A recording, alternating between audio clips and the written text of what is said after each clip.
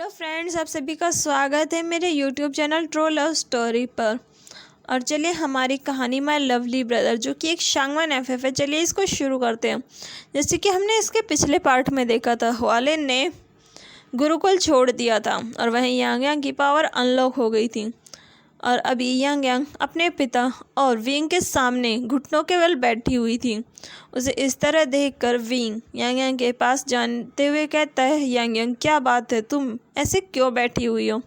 जिस पर यांग यांग विंग की तरफ देखती है। यांग यांग की आंखों में आंसू थे। विंग कुछ समझ नहीं पाता क्योंकि उसने कभी भी यांग यांग को ऐसे रोते हुए नहीं देखा।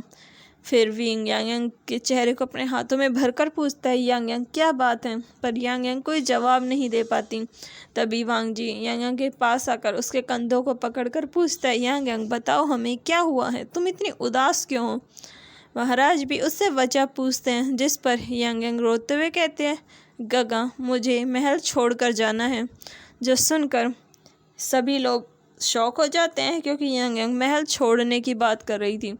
विंग उसे पूछता है, यांग यांग क्या किसी ने कुछ कहा है, तुम इस तरह की क्यों बात कर रही हो, आखिर तुम महल क्यों छोड़ना चाहती हो, और अगर तुम महल छोड़ दोगी तो तुम कहाँ जाओगी। जो सुनकर यांग यांग अपने गगा को देखकर रोते हुए कहती है, गगा मैं यहाँ नहीं रह सकती।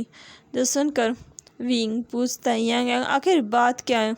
जो सुनकर यांग यांग और भी ज़्यादा रोते हुए कहती है, गगा मैं उसे बहुत पसंद करती हूँ, मैं उसके बिना नहीं रह सकती। जो सुनकर विंग पूछता है, तुम किसे पसंद करती हो और किसके बिना नहीं रह सकती, क्या वो कोई राजकुमार है या कोई और है। जो सुनकर यांग यांग और भी बुरी तरीक़े से रोते हुए कहती है, गगा मुझे उसके पास जाना है, अगर मैं नहीं गई तो वो पक्का वापस नहीं आएगी। जो सुनकर विंग और महाराज कुछ समझ नहीं पाते। तभी वांग जी को कुछ समझ में आ जाता है और वो यांग यांग से पूछता है, क्या तुम हॉलैंड के पास जाने कह रही हो। जो सुनकर यांग यांग अपने सर को हाँ में हिलाकर कहती है, हाँ वो यहाँ से चली गई, लेकिन वो मेरे लिए एक बहुत बड़ी प्रॉब्लम छोड़ कर गई है। वो जानबूझकर अपनी आइडेंटिटी रिवील कर गई है। उसे पता था कि जब मुझे पता चलेगा कि वो कौन है तो मैं ज़रूर उसके पीछे आऊँगी, और वो यही चाहती थी। विंग यांग यांग से पूछते हैं, आखिर हॉलैंड है कौन। जो सुनकर यांग यांग अपने आंसू साफ करते हुए कहती है, यांग यांग मेरे गुरुकुल की मेरी सबसे पहली और सबसे अच्छी दोस्त है। मैं उससे गुरुकुल में मिली थी, लेकिन धीरे धीरे हमारी दोस्ती और भी गहरी हो गई। हालांकि मेरी तरफ से सिर्फ दोस्ती थी, लेकिन मुझे नहीं पता था कि उसके दिमाग में क्या चल रहा है। फिर वो विंग को बताती है कि जब वो गुरुकुल में आई तो वो उसे बहुत बुली करती थी, लेकिन उसे नहीं पता था कि उसकी आइडेंटिटी क्या है। लेकिन जब यांग यांग ने उसकी पावर अनलॉक की और यांग यांग ने जब अपनी खुद की रियल पावर यूज़ की, तब यांग यांग समझ गई कि ये उसकी बचपन की दोस्त है। वहीं हॉले ने जब उसे किस किया था, वो समझ गई थी कि हॉले उसे पसंद करती है। वहीं ये जानकर यांग यांग पहले तो शॉक हुई, लेकिन फिर बाद में यांग यांग को भी अपनी फीलिंग रियलाइज़ हुई कि वो भी हॉलिन को पसंद करती है, लेकिन वो इस बात को कभी भी एक्सेप्ट नहीं करेगी। जो सुनकर वांग जी स्माइल कर पूछता है, तो तुम उसे अपने महल क्यों नहीं ले आती। जो सुनकर यांग यांग फर्श पर बैठ जाती है और रोते हुए कहती है, क्योंकि वो नहीं आएगी, वो बहुत ज़िद्दी है। उसे पता है कि मैं उसे महल ही लेके आऊँगी, इसीलिए वो पहले ही यहाँ से भाग गई।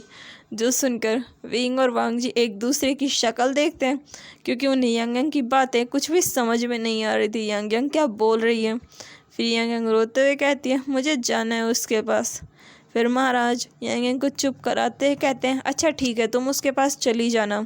जो सुनकर यांग यांग खुशी से अपने पिता की तरफ देखती है, जिस पर महाराज अपने सर को हिलाकर कहते हैं, तुमने महल के लिए बहुत कुछ किया है, इसीलिए हम तुम्हें इतनी तो आज़ादी दे ही सकते हैं। तुम हॉलैंड के पास जा सकती हो, लेकिन तुम्हें एक बात का ध्यान रखना होगा। जिस पर यांग यांग उनकी तरफ देखकर पूछती है, किस बात का। जिस पर उसके पिता कहते हैं कि जब भी महल को गार्जियन की ज़रूरत होगी तुम्हें आना पड़ेगा। जो सुनकर यांग यांग अपने सर को हमें हिला देती है। जो सुनकर विंग और वांग जी एक दूसरे की शक्ल देखते हैं। फिर विंग भी अपने सर को हिलाकर कहता है, ठीक है तुम जा सकती हो, लेकिन ध्यान रहे कि अगर कभी भी तुम्हें ऐसा लगे कि वो तुम्हारे लिए सही नहीं है, तुम वापस आ सकती हो।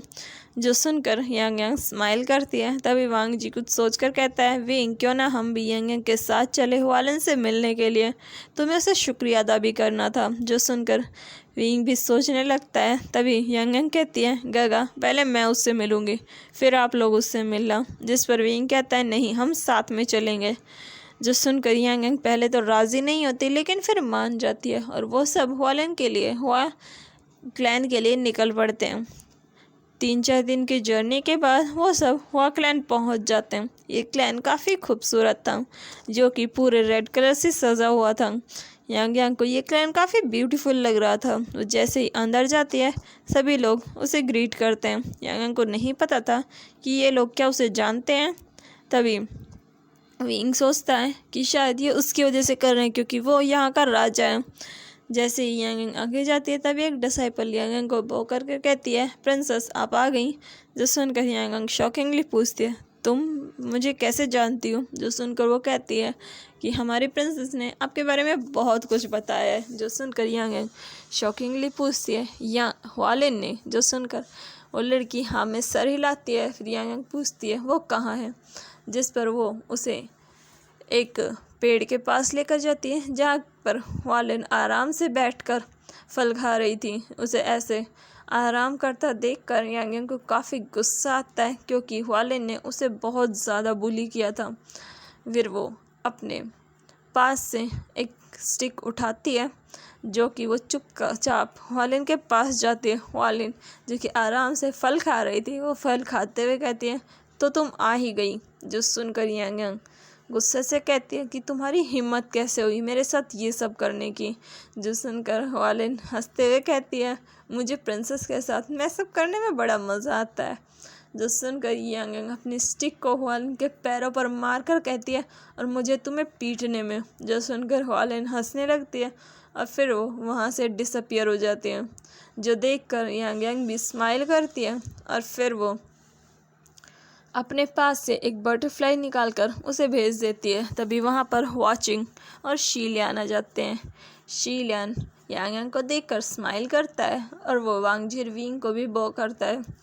वाचिंग विंग को देखकर उसे ग्रीट करता है, विंग भी उसे ग्रीट करता है। फिर यांग यांग वाचिंग के पास जाकर कहती है, वाचिंग गगा क्या आप हुआलिन को वापस बुला सकते हैं। जो सुनकर वाचिंग स्माइल करता है और आवाज़ लगाता है, हुआलिन।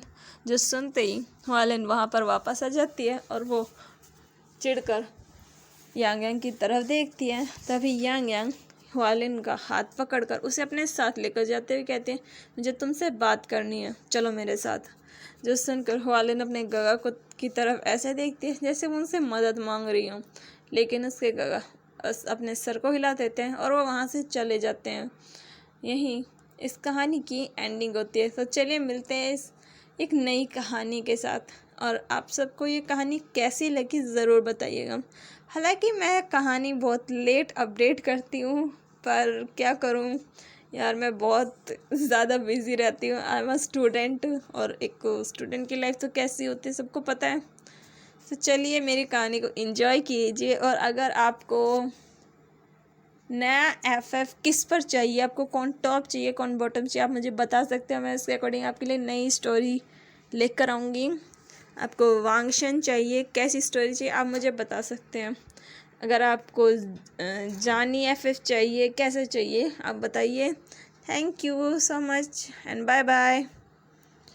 और हाँ, मेरे चैनल को लाइक शेयर एंड कमेंट ज़रूर कीजिए, और सब्सक्राइब करना चाहें तो आप कर सकते हैं, आपकी मर्ज़ी है। Thank you.